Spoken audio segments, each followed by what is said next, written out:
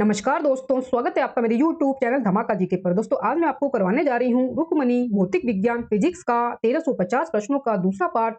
दोस्तों इसके पहले पार्ट में हमने प्रश्न 1 से लेकर 110 तक के प्रश्नों को पूरा कवर किया था और अब हम इसके दूसरे पार्ट में प्रश्न 111 से लेकर 200 प्रश्नों तक पूरा कवर करेंगे। दोस्तों सभी प्रश्न जो है वो मोस्ट इंपोर्टेंट हैं और पिछली परीक्षाओं में कई बार पूछे गए हैं और आगे भी आपकी होने वाली परीक्षाओं में पूछे जा सकते हैं। इसलिए आप वीडियो को पूरा जरूर देखें और वीडियो अच्छा लगे तो प्लीज वीडियो को लाइक और शेयर जरूर करें और मेरे यूट्यूब चैनल धमाका जीके को सब्सक्राइब जरूर करें, जिससे आगे भी आपको मेरी एग्जाम रिलेटेड वीडियो मिल सके। चलिए दोस्तों वीडियो शुरू करते हैं। दोस्तों 111 प्रश्न है हमारा। निम्नलिखित में से कौन नर्म लोहे पर आकर्षण बल का प्रयोग करता है? निम्नलिखित में से कौन नरम लोहे पर आकर्षण बल का प्रयोग करता है? आंसर है इसका telephone receiver. Telephone receiver telephone receiver में नरम लोहे पर आकर्षण बल का प्रयोग करता है। टेलीफोन रिसीवर जो है वो नरम लोहे पर आकर्षण बल का जो प्रयोग है वो करता है। 112 प्रश्न है। निम्नलिखित में से कौन सी युक्ति विद्युत ऊर्जा को यांत्रिक ऊर्जा में परिवर्तित करती है? निम्नलिखित में से कौन सी युक्ति विद्युत ऊर्जा को यांत्रिक ऊर्जा में परिवर्तित कराती है? आंसर है इसका विद्युत मोटर। आंसर है इसका विद्युत मोटर। विद्युत मोटर विद्युत ऊर्जा को यांत्रिक ऊर्जा में परिवर्तित कराता है। यह विद्युत प्रेरण के सिद्धांत पर कार्य नहीं करता है। यह विद्युत प्रेरण के सिद्धांत पर कार्य नहीं करता है। डायनेमो यांत्रिक ऊर्जा को विद्युत ऊर्जा में परिवर्तित करता है। डायनेमो यांत्रिक ऊर्जा को विद्युत ऊर्जा में परिवर्तित करता है। यह विद्युत चुंबकीय प्रेरण के सिद्धांत पर कार्य करता है। यह विद्युत चुंबकीय प्रेरण के सिद्धांत पर कार्य करता है। 113 प्रश्न है दोस्तों। विद्युत मोटर में उसके प्रारंभ के उपरांत मोटर की गति के सामान्य हो जाने पर इसमें प्रवाहित धारा प्रारंभिक धारा आंसर इसका उससे कम होती है। विद्युत मोटर में इसके प्रारंभ के उपरांत मोटर की गति के सामान्य हो जाने पर इसमें प्रवाहित धारा प्रारंभिक जो धारा होती है उससे कम होती है। 114 प्रश्न है। लाउड स्पीकर में ऊर्जा का परिवर्तन। लाउड स्पीकर में ऊर्जा का परिवर्तन आंसर है इसका विद्युत से यांत्रिक तत्पश्चात ध्वनि ऊर्जा में होता है।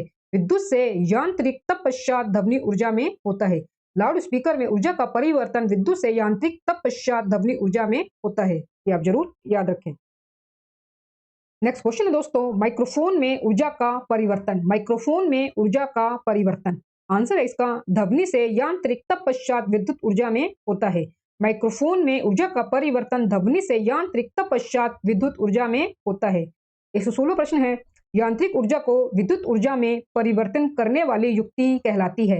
यांत्रिक ऊर्जा को विद्युत ऊर्जा में परिवर्तन करने वाली युक्ति यानी कि जो उपकरण है वो क्या कहलाता है? आंसर है इसका डायनेमो। आंसर है इसका डायनेमो।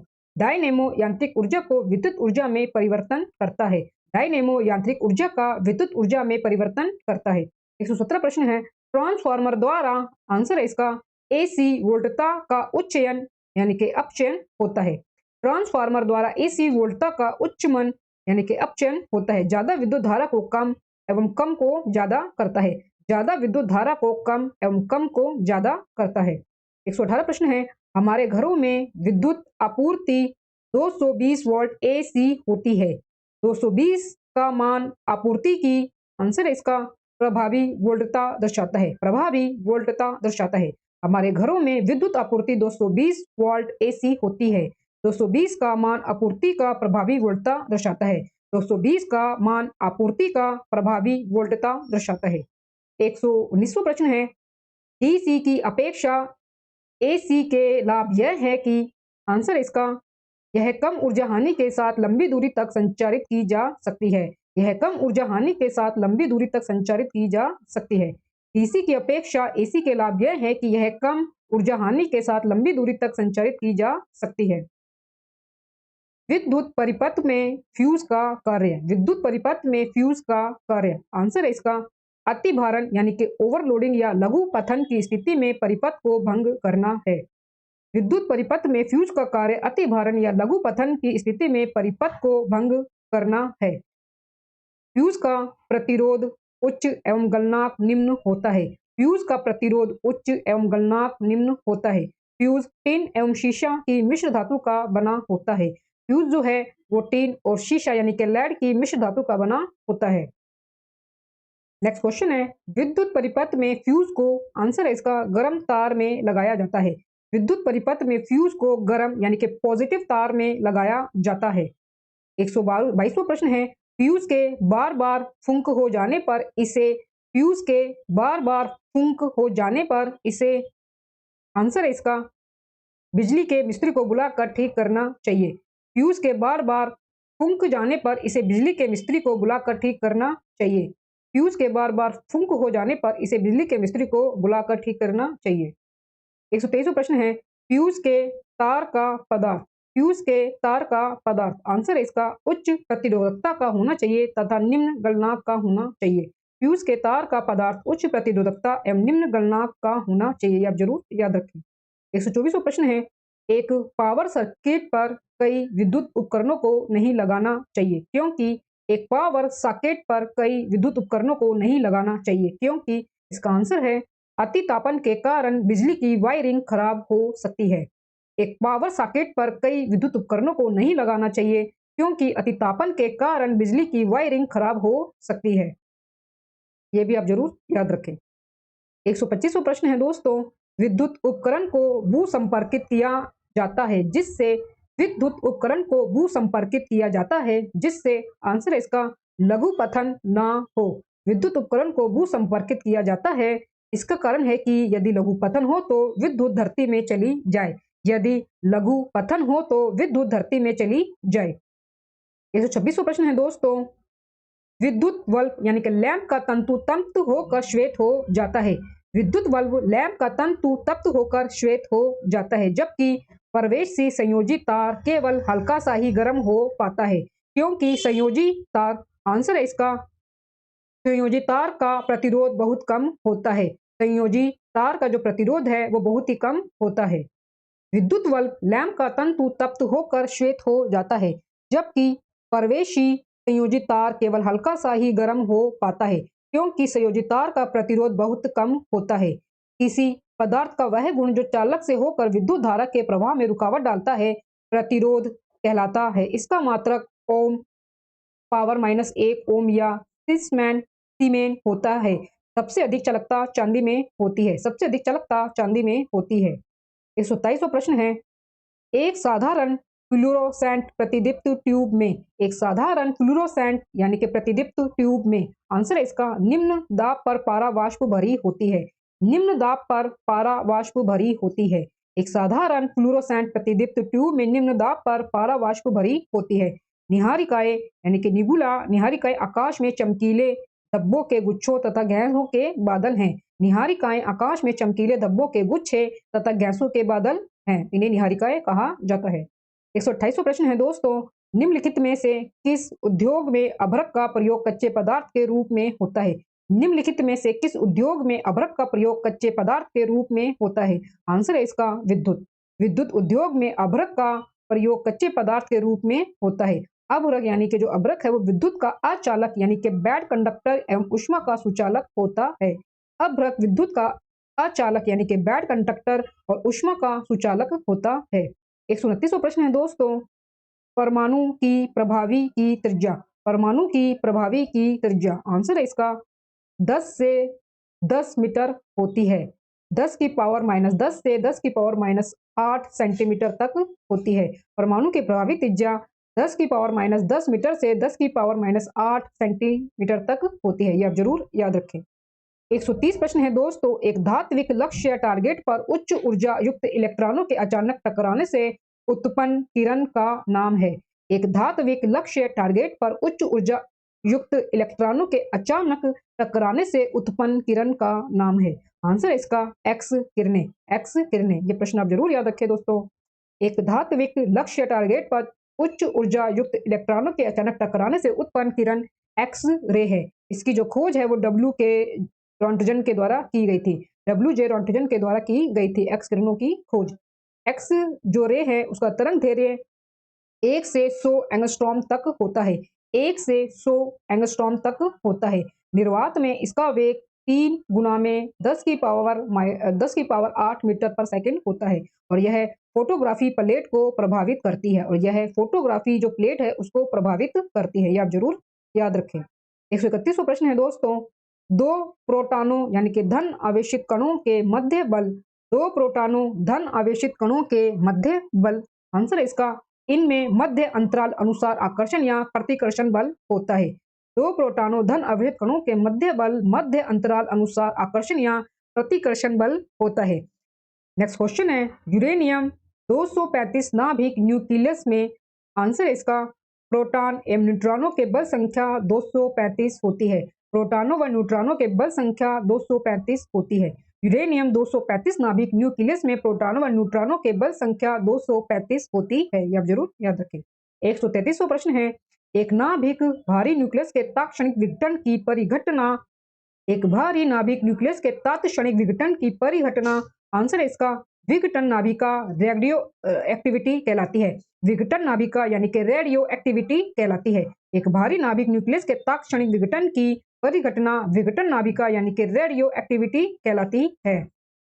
परमाणु में नाभिक परिवर्तनों के फलस्वरूप तरंग किरणें कौन सी हैं?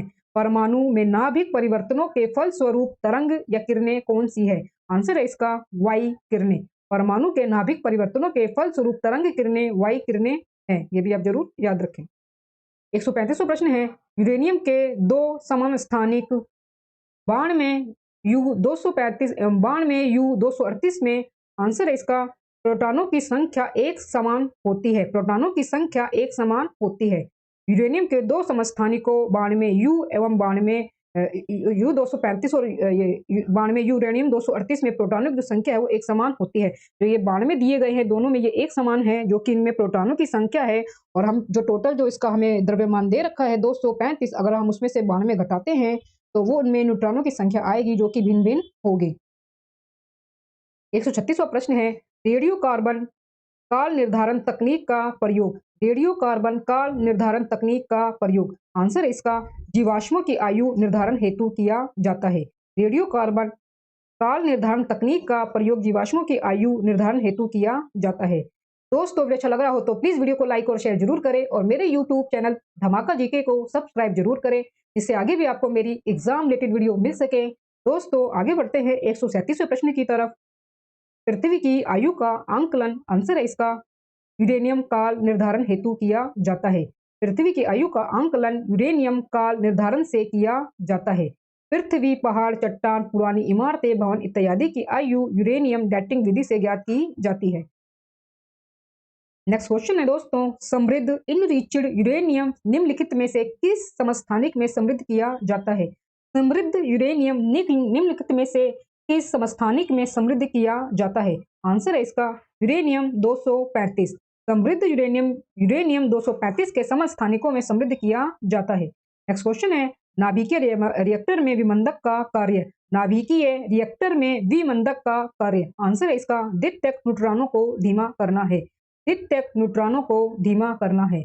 नाभिकीय रिएक्टर में विमंदक का जो कार्य है वो द्वितीयक न्यूट्रॉनों को धीमा करना है। आप जरूर याद रखें। 140वां प्रश्न है प्रजनक यानी कि ब्रीडर रिएक्टर वह है जिसमें। आंसर है इसका विखंडनीय पदार्थ की जितनी खपत होती है उत्पादन उससे अधिक होता है। प्रजनक यानी कि जो ब्रीडर रिएक्टर होते हैं वह है जिसमें विखंडनीय पदार्थ की जितनी खपत होती है उत्पादन उससे कहीं अधिक होता है। ये आप जरूर याद रखें। परमाणु विस्फोट में अत्यधिक ऊर्जा निकलने का कारण। परमाणु विस्फोट में अत्यधिक ऊर्जा निकलने का कारण। आंसर है इसका द्रव्यमान का ऊर्जा में परिवर्तन है। द्रव्यमान का ऊर्जा में परिवर्तन है। परमाणु विस्फोट में अत्यधिक ऊर्जा निकलने का कारण द्रव्यमान का ऊर्जा में परिवर्तन है। परमाणु विस्फोट में अत्यधिक ऊर्जा निकलने का जो कारण है वो द्रव्यमान का ऊर्जा में परिवर्तन है। सूर्य में ऊर्जा के जनन की क्रिया। सूर्य में ऊर्जा के जनन की प्रक्रिया। आंसर है इसका हाइड्रोजन का संलयन है। सूर्य में ऊर्जा के जनन की प्रक्रिया हाइड्रोजन का संलयन है। सूर्य में ऊर्जा के जनन की प्रक्रिया हाइड्रोजन का संलयन है। हाइड्रोजन बम नाभिकीय संलयन की क्रिया पर आधारित होता है। हाइड्रोजन बम नाभिकीय संलयन की क्रिया पर आधारित होता है। 143वां प्रश्न है दोस्तों निम्नलिखित में से आइंस्टीन की खोज क्या है? निम्नलिखित में से आइंस्टीन की खोज क्या है? आंसर है इसका प्रकाश विद्युत प्रभाव एवं सापेक्ष सिद्धांत। प्रकाश विद्युत प्रभाव एवं सापेक्ष सिद्धांत। आइंस्टीन की खोज प्रकाश विद्युत प्रभाव एवं सापेक्षता का सिद्धांत है। यहाँ पर हमें एनर्जी दी गई है बराबर द्रव्यमान गुना में। यहाँ पर यह हमें दिया गया है प्रकाश की चाल। प्रकाश की चाल। नेक्स्ट क्वेश्चन है दोस्तों, खगोलीय दूरी का मात्रक। खगोलीय दूरी का मात्रक, आंसर है इसका प्रकाश वर्ष होता है। खगोलीय दूरी का मात्रक प्रकाश वर्ष है। एक प्रकाश वर्ष बराबर है 9.46 गुना में 10 की घात 15 मीटर के। 9.46 गुना में 10 की घात 15 मीटर के, आप जरूर याद रखिए। और एक एंगस्ट्रॉम बराबर होता है 10 की पावर माइनस 10 मीटर के। एक नाविक मील, एक नॉटिकल जो मील है वो बराबर होता है 1.852 किलोमीटर के। 1.852 किलोमीटर के। और 1 किलोमीटर बराबर होता है 1000 मीटर के, ये आप जरूर याद रखें। जिस मंदाकिनी यानी कि गैलेक्सी में सौर मंडल है उसका नाम। जिस मंदाकिनी गैलेक्सी में सौर मंडल है उसका नाम, आंसर है इसका आकाशगंगा यानी कि मिल्की वे है। जिस मंदाकिनी गैलेक्सी में सौर मंडल है उसका नाम आकाशगंगा है यानी कि मिल्की वे है। सूर्य के अलावा पृथ्वी के निकटतम तारे से प्रकाश को पृथ्वी तक आने में लगने वाला समय। सूर्य के अलावा पृथ्वी के निकटतम तारे से प्रकाश को पृथ्वी तक आने में लगने वाला समय, आंसर है इसका 4.2 वर्ष। सूर्य के अलावा पृथ्वी के निकटतम तारे से पृथ्वी प्रकाश को पृथ्वी तक आने में लगने वाला समय 4.2 वर्ष है। सूर्य के अलावा पृथ्वी के निकटतम तारे से प्रकाश को पृथ्वी तक आने में लगने वाला समय 4.2 वर्ष है, ये भी आप जरूर याद रखें। निम्नलिखित में से कौन सौर मंडल में नहीं है। निम्नलिखित में से कौन सौर मंडल में नहीं है, आंसर है इसका निहारिकाएं। आंसर है इसका निहारिकाएं। निहारिकाएं सौर मंडल का सदस्य नहीं है। निहारिकाएं सौर मंडल का सदस्य नहीं है। कौन से ग्रहों के उपग्रह उनकी परिक्रमा नहीं करते हैं। कौन से ग्रहों के उपग्रह उनकी परिक्रमा नहीं करते हैं, आंसर है इसका बुध एवं शुक्र। बुध एवं शुक्र ग्रह के उपग्रह नहीं होते हैं, ये आप जरूर याद रखें कि बुध और शुक्र ग्रह का कोई भी उपग्रह नहीं है, इसलिए इन ग्रहों के जो उपग्रह है उनकी परिक्रमा नहीं करते हैं। जब उपग्रह ही नहीं होंगे तो फिर परिक्रमा कौन सा उपग्रह करेगा, तो इनके उपग्रह ही नहीं है बुध और शुक्र के। हमें सदैव चंद्रमा का एक ही पार्श्व दिखाई देने का कारण है। हमें सदैव चंद्रमा का एक ही पार्श्व दिखाई देने का कारण है, आंसर है इसका चंद्रमा की अपने अक्ष पर घूर्णन की अवधि पृथ्वी के चारों ओर परिक्रमा अवधि के बराबर होना। हमें सदैव चंद्रमा का एक ही पार्श्व दिखाई देता है, इसका कारण चंद्रमा की अपने अक्ष पर घूर्णन की अवधि पृथ्वी के चारों ओर परिक्रमा अवधि के बराबर होना है। इसका कारण चंद्रमा की अपने अक्ष पर घूर्णन की अवधि जो है वो पृथ्वी के चारों ओर परिक्रमा अवधि के बराबर ही होना है। 150 प्रश्न है दोस्तों, रेल पटरियों के नीचे चौड़े लकड़ी के पटरे यानी कि स्लीपर बिछाए जाते हैं, जिससे रेल पटरियों के नीचे चौड़े लकड़ी के पटरे यानी कि स्लीपर इसलिए बिछाए जाते हैं जिससे, आंसर है इसका रेलगाड़ी के कारण उत्पन्न दाब घटा सके। रेलगाड़ी के कारण उत्पन्न दाब घटा सके। रेल पटरियों के नीचे चौड़े लकड़ी के पटरे यानी कि स्लीपर इसलिए बिछाए जाते हैं जिससे रेलगाड़ी के कारण उत्पन्न दाब घटा सके, आप जरूर याद रखें। समुद्र में डूबी वस्तुओं का पता लगाने हेतु प्रयुक्त उपकरण। समुद्र में डूबी वस्तुओं का पता लगाने हेतु प्रयुक्त उपकरण, आंसर है इसका सोनार। समुद्र में डूबी वस्तुओं का पता लगाने हेतु प्रयुक्त उपकरण जो है वो सोनार है। 152 प्रश्न है दोस्तों, किसी उपग्रह को पृथ्वी से बहुत ही परिशुद्ध रूप से किसी उपग्रह को पृथ्वी से बहुत ही परिशुद्ध रूप से, आंसर है इसका डॉप्लर प्रभाव की सहायता से पथांकित किया जा सकता है। किसी उपग्रह को पृथ्वी से बहुत ही परिशुद्ध रूप से डॉप्लर प्रभाव की सहायता से पथा अंकित किया जा सकता है।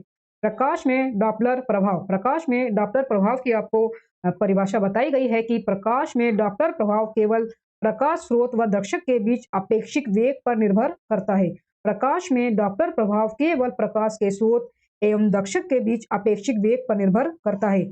प्रकाश के डॉप्लर प्रभाव द्वारा सुदूर तारों व गैलेक्सियों के पृथ्वी के सापेक्ष वेग तथा उनकी गति की दिशा ज्ञात की जाती है।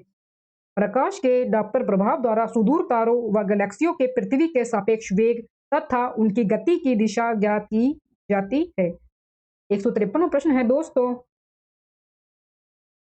कोई बच्चा एक गेंद को ऊपर उछालता है।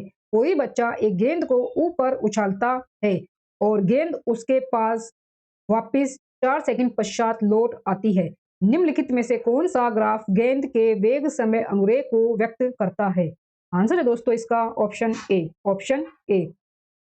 कोई बच्चा एक गेंद को ऊपर उछालता है, कोई बच्चा एक गेंद को ऊपर उछालता है और गेंद उसके पास वापस 4 सेकंड पश्चात लौट आती है।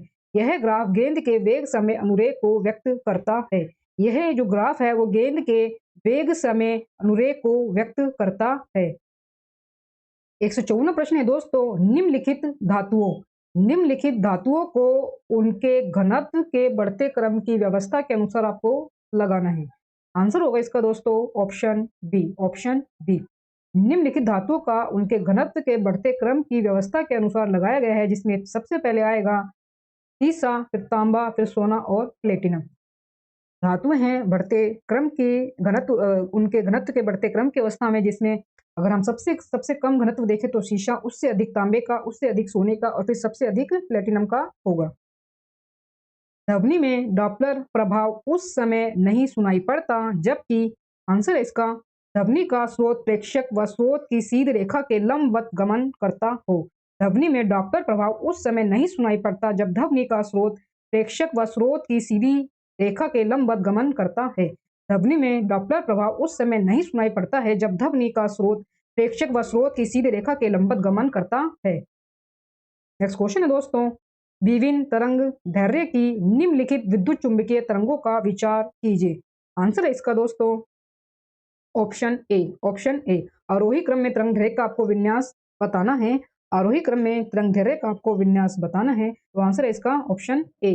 विभिन्न तरंग दैर्ध्य की निम्नलिखित विद्युत चुंबकीय तरंगों का आरोही क्रम में तरंग दैर्ध्य है। सबसे पहले हमारे पास होगा एक्स रे, फिर परा बैंगनी किरण, फिर सूक्ष्म तरंग, माइक्रोवेव, रेडियो तरंगे।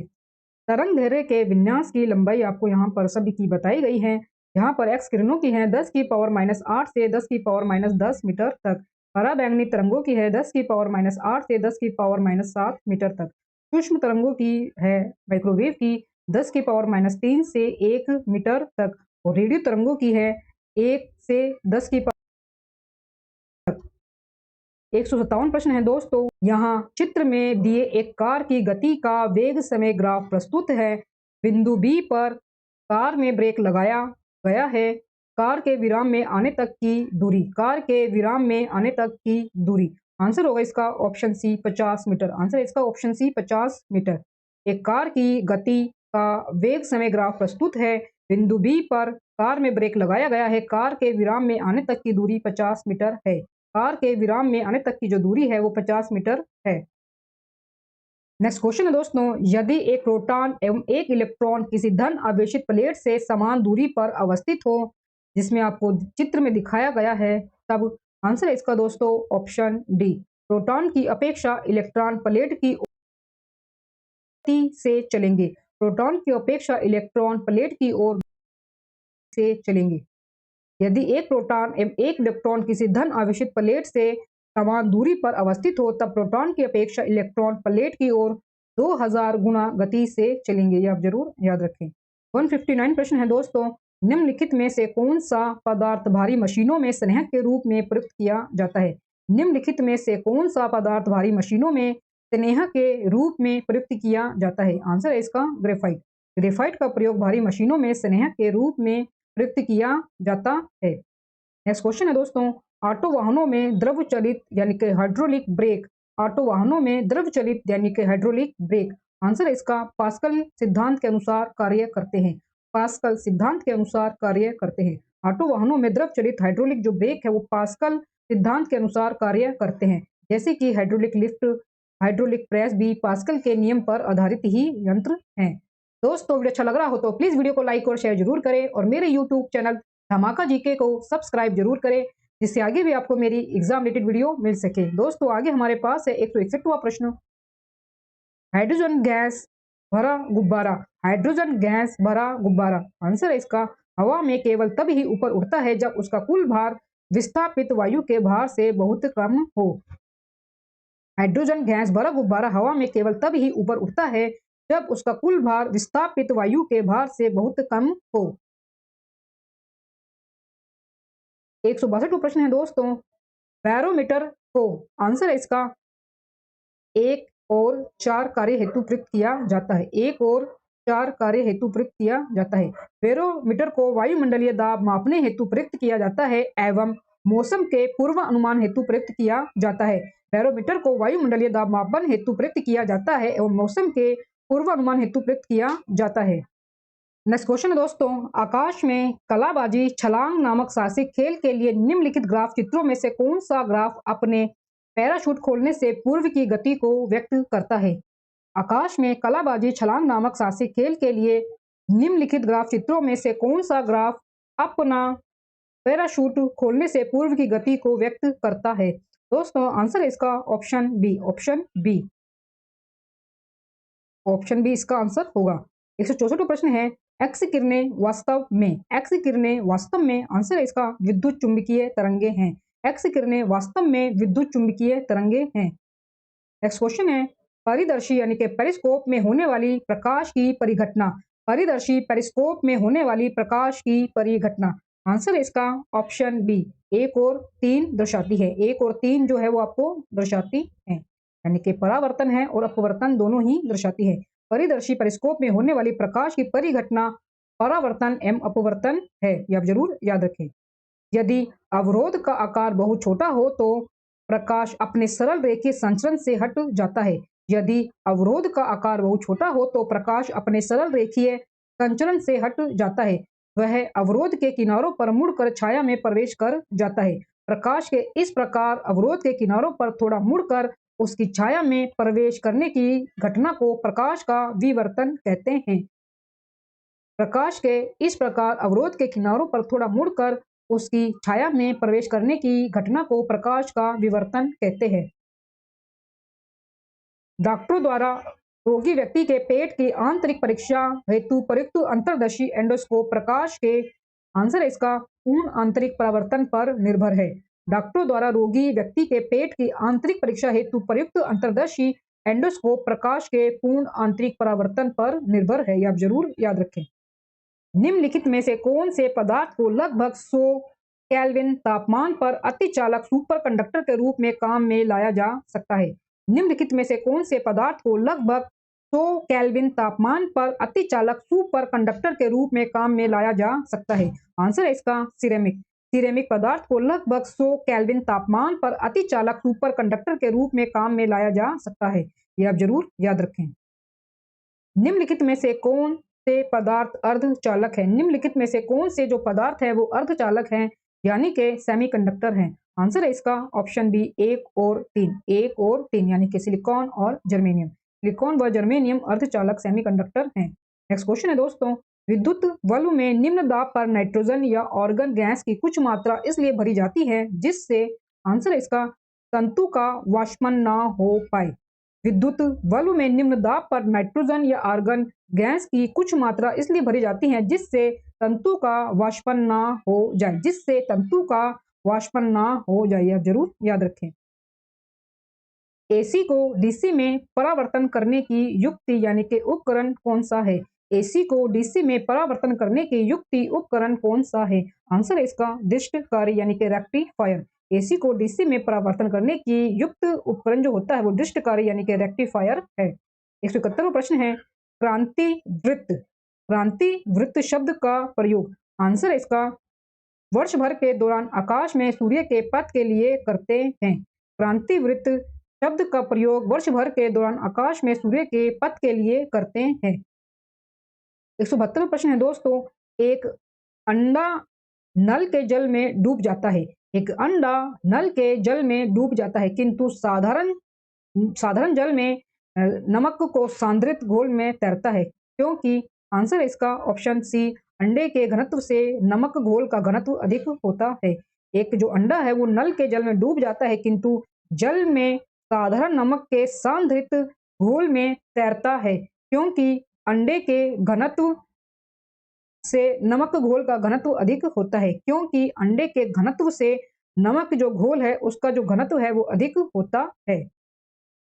ठंडे क्षेत्रों में जहां ताप 0 डिग्री सेल्सियस से नीचे जा सकता है, किसान अपनी फसल को नुकसान से बचाने के लिए खेतों को पानी से भर देते हैं, क्योंकि, आंसर है इसका ऑप्शन बी, जल की विशिष्ट ऊष्माधारिता अधिक है। ठंडे क्षेत्रों में जहां ताप 0 डिग्री सेल्सियस से नीचे जा सकता है, किसान अपनी फसल को नुकसान से बचाने के लिए खेतों को पानी से भर देते हैं, क्योंकि जल की विशिष्ट ऊष्माधारिता अधिक है। क्योंकि जल की विशिष्ट ऊष्माधारिता अधिक है, ये आप जरूर याद रखें। 174वां प्रश्न है दोस्तों, मानव नेत्र का वह भाग जो फोटोग्राफी कैमरा के द्वारक के समान कार्य करता है। मानव नेत्र का वह भाग जो फोटोग्राफी कैमरा के द्वारक के समान का कार्य करता है। आंसर है इसका ऑप्शन सी, तारा पुतली कहलाता है। मानव नेत्र का वह भाग जो फोटोग्राफी कैमरा के द्वारक के समान कार्य करता है, तारा यानी कि पुतली कहलाता है। तारा यानी कि पुतली कहलाता है। 175वां प्रश्न है दोस्तों, फोटोग्राफी कैमरे की एफ संख्या। फोटोग्राफी कैमरे की एफ संख्या। आंसर है इसका, लेंस की फोकल दूरी एवं धारक के व्यास के अनुपात को दर्शाती है। फोटोग्राफी कैमरे की एफ संख्या लेंस की फोकल दूरी एवं धारक के व्यास के अनुपात को दर्शाती है, ये आप जरूर याद रखें। 176वां प्रश्न है दोस्तों, प्रकाश विद्युत सेल। प्रकाश विद्युत सेल। आंसर है इसका, प्रकाश ऊर्जा को विद्युत में परिवर्तित करता है। प्रकाश विद्युत सेल प्रकाश ऊर्जा को विद्युत में परिवर्तित करता है। 170वां प्रश्न है दोस्तों, एक गेंद बॉल 1 क्षैतिज रूप से फेंकी जाती है, दूसरी गेंद बॉल 2 मात्र उतनी ही ऊंचाई से छोड़ी जाती है ताकि अनुदैर्ध्य वर्टिकली गिरे। यह देखा गया है कि आंसर है इसका दोस्तों ऑप्शन डी, बॉल 1 और बॉल 2 दोनों ही एक साथ भूमि पर पहुंचती है। बॉल 1 और बॉल 2 जो है वो दोनों ही एक साथ भूमि पर पहुंचती है। जब एक गेंद B1 क्षैतिज रूप से फेंकी जाती है तथा दूसरी गेंद बॉल 2 जो है वो मात्र उतनी ही ऊंचाई से छोड़ी जाती है ताकि अनुदैर्ध्य वर्टिकली गिरे। यह देखा गया है कि बॉल 1 व बॉल 2 जो है वह दोनों ही एक साथ भूमि पर पहुंचती है, यह जरूर याद रखें। नेक्स्ट क्वेश्चन है दोस्तों, न्यूटन के गति के तृतीय नियम में कार्य बल व प्रतिकारी बल। न्यूटन के गति के तृतीय नियमों में कार्य बल एवं प्रतिकारी बल। आंसर है इसका ऑप्शन बी, एक और चार। एक और चार भिन्न पिंडों पर कार्यरत होते हैं और सदैव बराबर होते हैं। न्यूटन के गति के तृतीय नियम से कार्य बल एवं प्रतिकारी बल भिन्न पिंडों पर कार्यरत होते हैं और सदैव बराबर होते हैं, ये आप जरूर याद रखें। 179वां प्रश्न है, अंतरिक्ष यान के उच्च परिक्रमा कक्ष से निम्न कक्ष में आने पर उसका वेग। अंतरिक्ष यान के उच्च परिक्रमा कक्ष से निम्न कक्ष में आने पर उसका वेग। आंसर है इसका, बढ़ जाता है। अंतरिक्ष यान के उच्च परिक्रमा कक्ष से निम्न कक्ष में आने पर उसका जो वेग है वो बढ़ जाता है। पृथ्वी की औसत त्रिज्या r व औसत घनत्व d, गुरुत्व के कारण त्वरण का औसत मान g तथा सार्वत्रिक गुरुत्वाकर्षण स्थिरांक g के आंकड़ों के अनुसार पृथ्वी के द्रव्यमान की गणना। आंसर है इसका ऑप्शन ए, केवल r व d को प्रयुक्त करके ही हो सकती है। पृथ्वी की औसत त्रिज्या r एवं औसत घनत्व d, गुरुत्व के कारण त्वरण का औसत मान g तथा सार्वत्रिक गुरुत्वाकर्षण स्थिरांक g के आंकड़ों के अनुसार पृथ्वी के द्रव्यमान की जो गणना है वो केवल r एवं d को प्रयुक्त करके ही हो सकती है। r एवं d को प्रयुक्त करके ही हो सकती है, यानी कि औसत त्रिज्या और औसत घनत्व को ही प्रयुक्त करके हो सकती है। नेक्स्ट क्वेश्चन है दोस्तों, सूची 1 का सूची 2 के साथ मिलान कर इनके संकेतों के अनुसार दिए गए विकल्पों में से सही उत्तर चुनिए। आपको सूची 1 दी गई है जिसमें वैज्ञानिक है और खोजें दी गई हैं कि किस वैज्ञानिक ने कौन सी खोज की है, तो उसके अनुसार उसका आपको मिलान करना है। आपको कोपरनिकस दिया गया है, केपलर है, गैलीलियो है और न्यूटन है। तो आपको खोजें दी गई हैं बृहस्पति के चंद्रमा की, गुरुत्वाकर्षण नियम की, सूर्य केंद्र सिद्धांत की और ग्रहों के गति के नियम की। जो ग्रहों की गति के नियम है वो केपलर के द्वारा खोजे गए थे। न्यूटन ने गुरुत्वाकर्षण के नियम दिए थे और गैलीलियो ने बृहस्पति के चंद्रमा की खोज की थी और कोपरनिकस ने सूर्य केंद्रीय सिद्धांत दिया था। आंसर होगा दोस्तों इसका ऑप्शन डी। ऑप्शन डी इसका आंसर होगा। कोपरनिकस ने सूर्य केंद्रीय सिद्धांत दिए थे, केपलर ने ग्रहों की गति के नियम दिए थे, गैलीलियो ने बृहस्पति के चंद्रमा की खोज की थी और न्यूटन ने गुरुत्वाकर्षण के नियम दिए थे। ये आप सभी खोजें जो हैं ये आप याद रखें। दोस्तों वीडियो अच्छा लग रहा हो तो प्लीज वीडियो को लाइक और शेयर जरूर करें और मेरे यूट्यूब चैनल धमाका जीके को सब्सक्राइब जरूर करें, जिससे आगे भी आपको मेरी एग्जाम रिलेटेड वीडियो मिल सके। दोस्तों आगे हमें प्रश्न दिया गया है 182वां, केपलर ने खोज कर ज्ञात किया कि ग्रहों के परिक्रमा की कक्षाओं की आकृति। केपलर ने खोज कर ज्ञात किया कि ग्रहों के परिक्रमा की कक्षाओं की आकृति। आंसर इसका दीर्घवृत्तीय होती है। केपलर ने खोज कर ज्ञात किया कि ग्रहों के परिक्रमा की कक्षाओं की जो आकृति है वो दीर्घवृत्तीय है। कक्षाओं की जो आकृति है वो दीर्घवृत्तीय है। 183वां प्रश्न है, एक वायुयान धवन पथ रनवे से 100 मीटर पर सेकंड के वेग से उड़ान भरता है। यदि वायुयान अपने विश्राम स्थल से 10 मीटर पर सेकंड के से एक समान त्वरण बढ़ता है, तब तो अपेक्षित वेग प्राप्त करने के लिए धावन पथ की लंबाई कितनी होनी चाहिए? आंसर है इसका 500 मीटर। आंसर है इसका 500 मीटर। एक वायुयान धवन पथ यानी कि रनवे से 100 मीटर पर सेकंड के वेग से उड़ान भरता है। यदि वायुयान अपने विश्राम स्थल से 100 मीटर पर सेकंड के स्क्वायर के एक समान त्वरण से बढ़ता है, तो अपेक्षित वेग प्राप्त करने के लिए धवन पथ की जो लंबाई है वो 500 मीटर होनी चाहिए। धवन पथ की जो लंबाई है वो 500 मीटर होनी चाहिए। 184वां प्रश्न है दोस्तों, दो मोटर गाड़ियों ए व बी के दूरी समय ग्राफ से पता चलता है। दो मोटर गाड़ियों ए व बी के दूरी समय ग्राफ से पता चलता है। आंसर है इसका ऑप्शन सी। ऑप्शन सी, पूरी दूरी तक ए की अपेक्षा बी अधिक वेग से चली। मोटर गाड़ियों ए व बी के दूरी समय ग्राफ से पता चलता है कि पूरी दूरी तक ए की अपेक्षा बी जो है वो अधिक वेग से चलती है। जल के हिमीकरण के होने पर इसका ताप, जल के हिमीकरण के होने पर इसका ताप, आंसर इसका अपरिवर्तित रहता है। जल के हिमीकरण के होने पर इसका ताप अपरिवर्तित रहता है।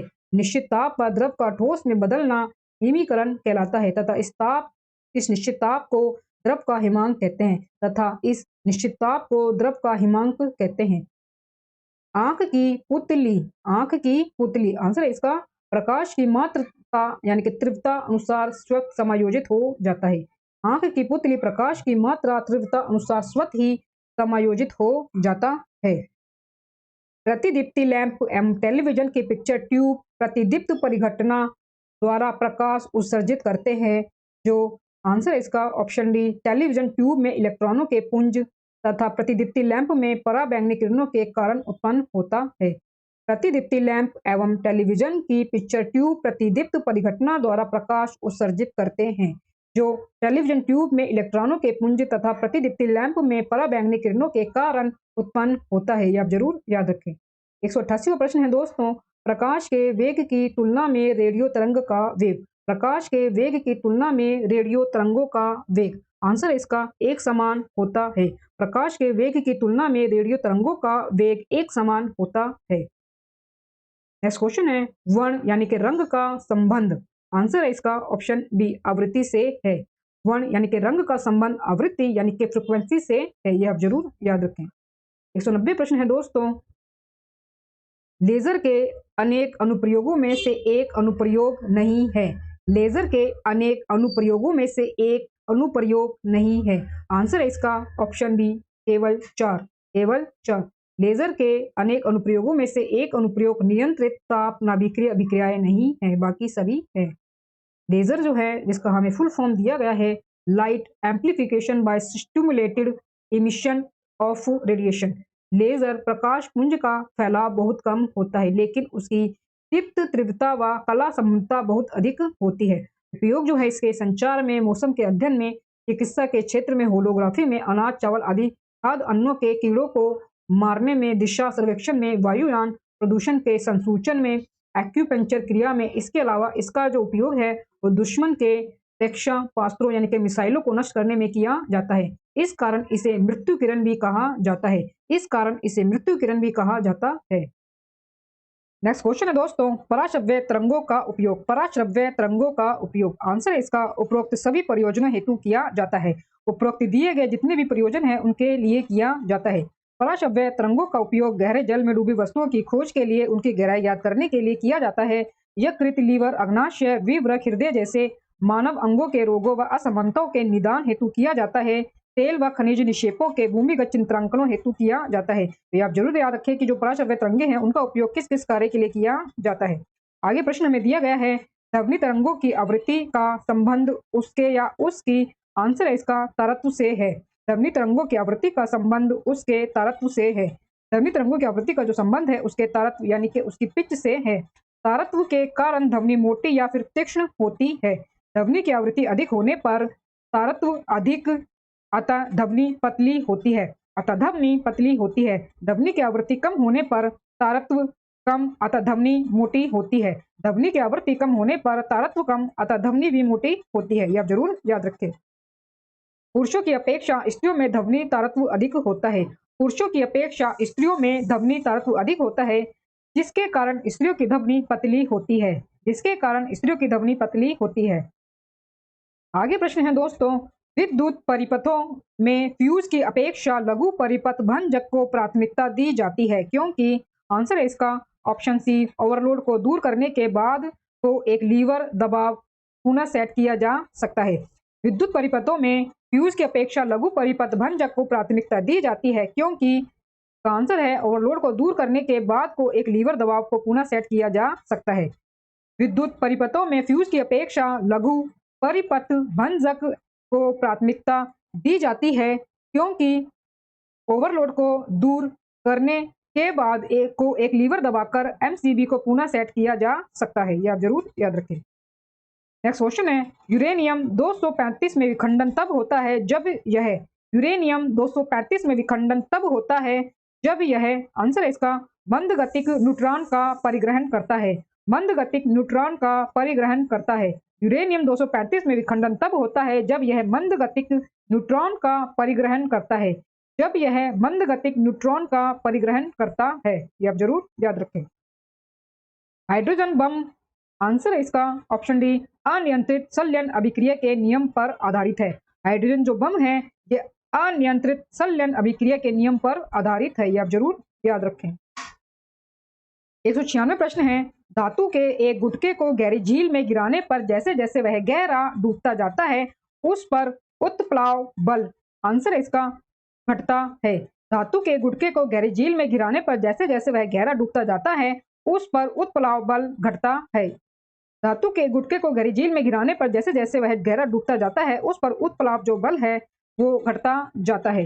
द्रव का वह गुण जिसके कारण वह वस्तुओं पर ऊपर की ओर एक बल लगाता है उत्प्लावक बल कहलाता है। इसका सर्वप्रथम अध्ययन आर्किमिडीज ने किया था। इसका सर्वप्रथम अध्ययन आर्किमिडीज ने किया था। नेक्स्ट क्वेश्चन है, रेडियो सिग्नलों आयाम मॉडुलन एवं आवृत्ति मॉडुलन से संबंधित निम्नलिखित कथनों के दिए गए विकल्पी उत्तरों में से सही को चुनिए। रेडियो सिग्नलों आयाम मॉडुलन एवं आवृत्ति मॉडुलन से संबंध निम्नलिखित कथनों के दिए गए विकल्पों में से सही उत्तर को आपको चाहिए चुनिए। जो सही है आपको वो बताने हैं और आपको कथन दिए गए हैं। एएम रेडियो तरंगे वायुमंडल की आयनिक परतों से वापस आती हैं। एफएम रेडियो तरंगे आयनिक परतों का वेधन करती हैं। एफएम प्रेषण दर्श्य रेखा आधार पर संपन्न होता है। और चौथा है कि एएम रेडियो तरंगों की तुलना में एफएम रेडियो तरंगों की आवृत्ति बहुत कम होती है। इन कथनों में आपको ऑप्शन दिए गए हैं, तो इसका आंसर है ऑप्शन सी कि 1, 2 और 3 सही है। 1, 2 और जो 3 है वो सही है। केवल 4 को छोड़कर ऊपर के जो 3 कथन है वो सही है। रेडियो सिग्नलों आयाम मॉडुलन एवं आवृत्ति मॉडुलन से संबंध एएम रेडियो तरंगे वायुमंडल की आयनिक परतों से वापस आती है। एफएम रेडियो तरंगे आयनिक परतों का वेधन करती हैं। एफएम प्रेक्षण दर्श्य रेखा आधार पर संपन्न होता है। इनको आप जरूर याद रखें। 198 प्रश्न है दोस्तों, किसी पिंड का भार विषुवत रेखा की अपेक्षा ध्रुवों पर अधिक होता है, क्योंकि किसी पिंड का भार विषुवत रेखा की अपेक्षा ध्रुवों पर अधिक होता है, क्योंकि आंसर इसका ए व बी सत्य है। ए व जो बी कथन दिए गए हैं वो सत्य है।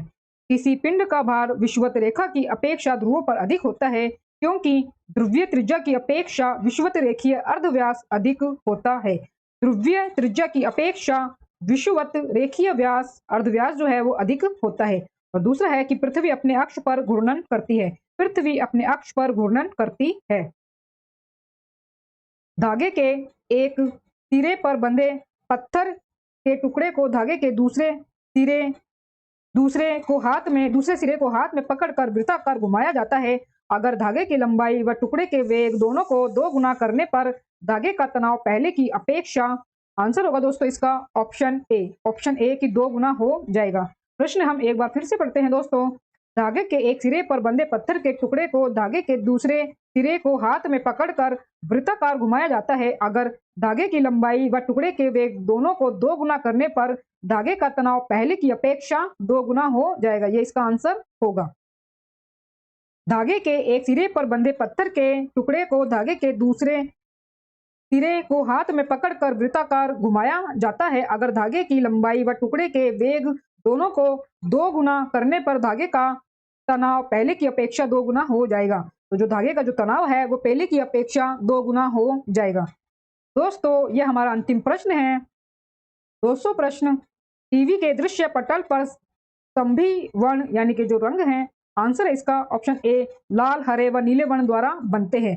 टीवी के दृश्य पटल पर सभी वर्ण रंग जो है वो लाल, हरे व नीले वर्ण द्वारा ही बनते हैं। टीवी के दृश्य पटल पर जो सभी वर्ण हैं, जो रंग हैं, प्राथमिक रंग, वो लाल, हरे व नीले वर्ण द्वारा ही बनते हैं। आप इसे जरूर याद रखें। दोस्तों इसी अंतिम प्रश्न के साथ हमारा रुकमणि भौतिक विज्ञान का सेकंड पार्ट पूरा होता है। दोस्तों वीडियो अच्छा लगा हो और दिया गया कंटेंट पसंद आया हो तो प्लीज वीडियो को लाइक और शेयर जरूर करें और मेरे यूट्यूब चैनल धमाका जीके को सब्सक्राइब जरूर करें, जिससे आगे भी आपको मेरी एग्जाम रिलेटेड वीडियो मिल सके।